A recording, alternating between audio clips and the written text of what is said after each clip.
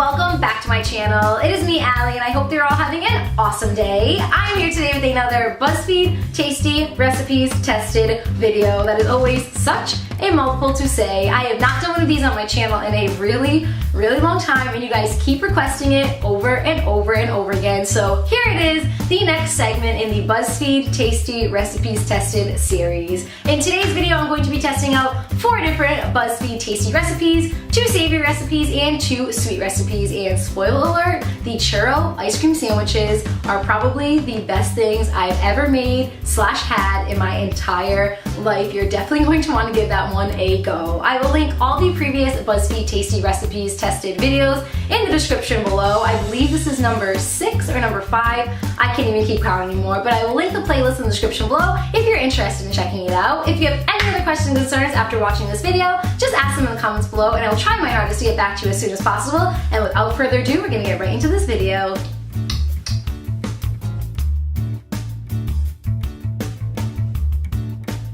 For these magical homemade Butterfinger bites, you're going to need to start off with adding 1 cup of candy corn in a microwave safe bowl. Then you want to place that bowl in the microwave on high for about 90 seconds, mixing every 30 seconds.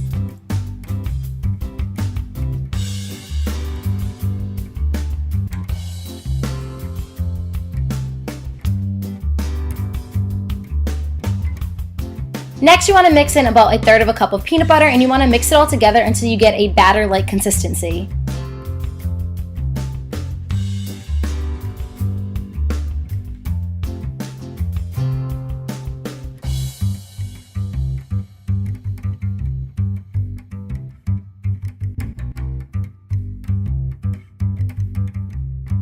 Using a tiny spoon or just using your fingers, you want to scoop out small increments of this batter and place it on a pan lined with some wax paper or some parchment paper, and then you want to place these straight into the refrigerator for about 10 minutes.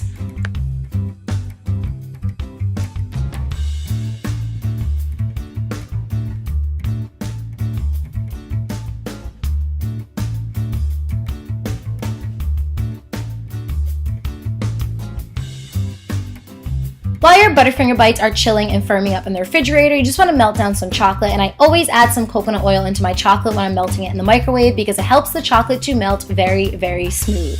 Then you just want to take your Butterfinger bites, place them right in the chocolate, and then basically just bang your fork down on the side of the bowl that you use to melt your chocolate because again, it will help the chocolate to stay very smooth. And for extra aesthetics, I just melted up some orange chocolate and I drizzle it on top.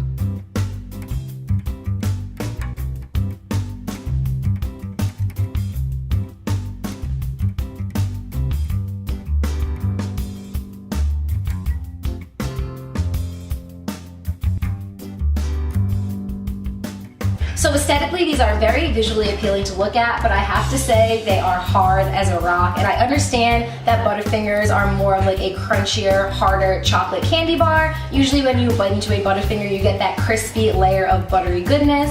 These feel like if I would bite into it right now, I'm going to break my teeth. I'm going to try it out anyways, but I'm not really sure where I went wrong. They might taste amazing, but they're super heavy, not really lightweight at all. I did follow the recipe to a T. I did cut it in half, but if it said 2 cups of candy corn, I just did 1 cup of candy corn. If it said 1.5 cups of peanut butter, I did 3/4 cup of peanut butter. So that really shouldn't factor into this at all. I'm gonna stop talking and just test this out, but I don't really have high hopes for this at all. So here we go, wish me luck.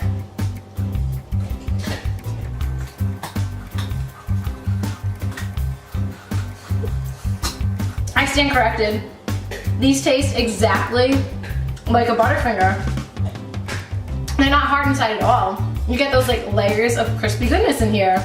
I am very shocked that this tastes amazing. This tastes literally exactly like a Butterfinger, and I had 0 hopes for this one to work out. This is amazing. I don't understand how they did this with like candy corn and peanut butter, but it just works. It really just works. This is phenomenal.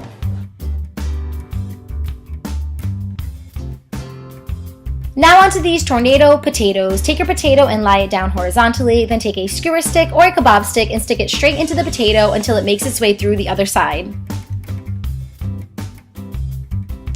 And for the hard part, in my personal opinion, you want to slice this potato diagonally going down the skewer stick or the kebab stick, and you want to try to make your slices as skinny as possible. I tried this with 3 different potatoes, and I just could not get my slices to be very, very skinny. It was pretty difficult. I mean, it was manageable, but I just could not get my potato slices to be nice and skinny. Mine are definitely a lot thicker than the ones in the Buzzfeed Tasty video. But anyways, after you slice up your potato and you kind of fan your potato out, you want to take some melted butter, and then you want to add to the melted butter some Parmesan cheese, some paprika, some garlic powder, some pepper, and some salt, and you just want to brush it all over the potato, making sure to get into all the cracks and the crevices. Lastly, you just want to bake this in the oven at 325 degrees for about 30 minutes or until your potatoes are golden brown.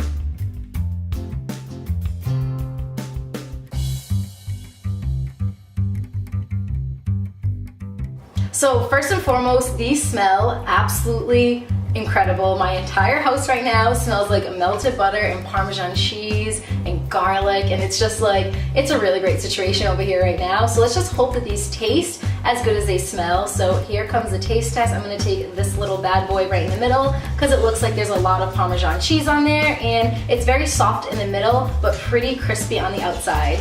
Here goes nothing.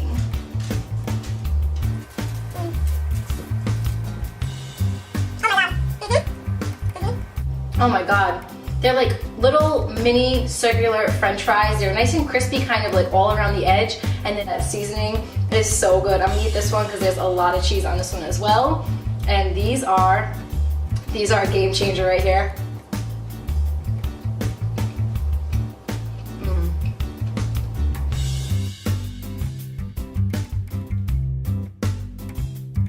This next recipe is seriously so easy. All you need to do is take 1.5 cups of milk and place it in a saucepan and wait for the milk to boil.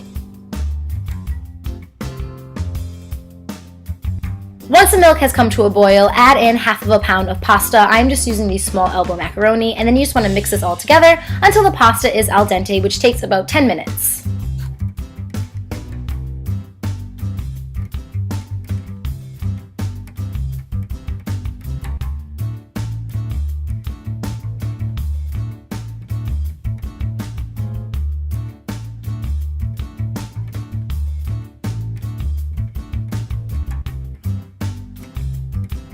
The final step for this 3-ingredient mac and cheese is just to add in 1 cup of shredded cheddar cheese, and you just want to mix this all together until the cheese is completely melted and incorporated with the pasta, and that is all it takes. I was not kidding when I said that this recipe was seriously so simple.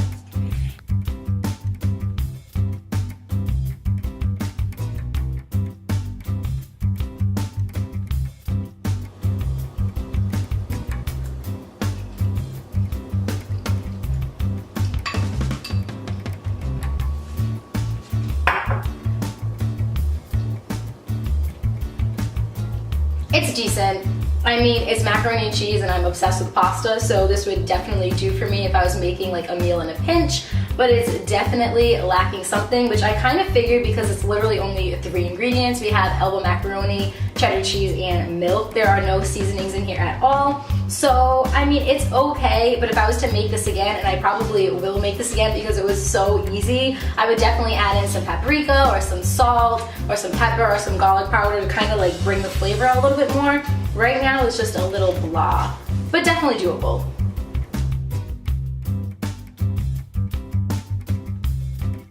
And now for my favorite recipe in this video and my favorite recipe in this entire series, the churro ice cream sandwiches. You want to start off with 1.5 cups of water, and to that you want to add about 1/4 cup of vegetable oil as well as just a pinch of salt, and you want to bring this to a boil.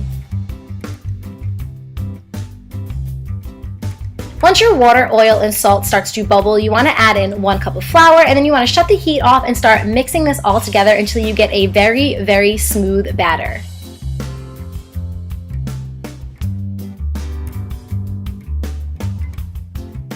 This churro batter is extremely, extremely hot, so make sure you allow it to cool down for about 15 minutes before you start working with it.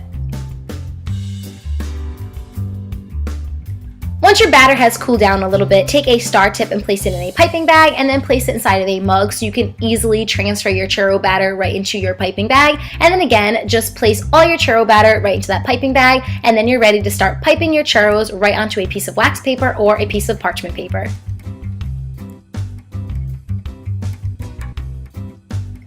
When piping these, I just went in a circular motion, and you can pretty much make these as small or as large as you'd like. Also, just a side note, this batter was so much easier to work with than the batter for the churro ice cream bowls that I made in a previous Buzzfeed Tasty Tested video. That batter did not want to work with me at all. This batter was very, very manageable. Before you fry these babies, you need to place them in the freezer for at least 2 hours so they can harden up completely.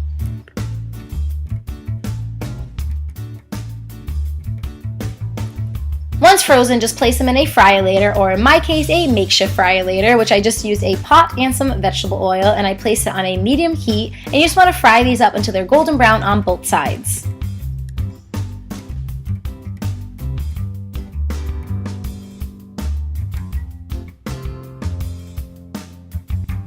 Immediately after taking your churros out of the fryolator, place them on a plate lined with some paper towel to soak up any of that excess oil, and then take your churros and place them in a bowl filled with cinnamon and sugar, and just make sure you get that cinnamon and sugar all over your churros. Last step is to assemble your churro ice cream sandwich by adding a churro on the bottom, a scoop of vanilla ice cream, and then another churro on top.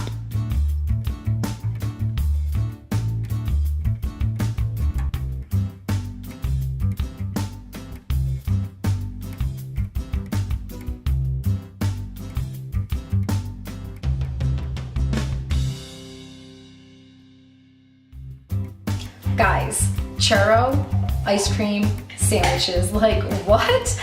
These seriously look so good. They look like pure perfection. They look like they're going to taste like a little slice of heaven. They were so easy to make, 110% easier than those stupid churro ice cream bowls that I tried in a previous Buzzfeed Tasty video. Those were just miserable, and these were so easy and they just look amazing. So the suspense is killing me. I'm just gonna dig right in.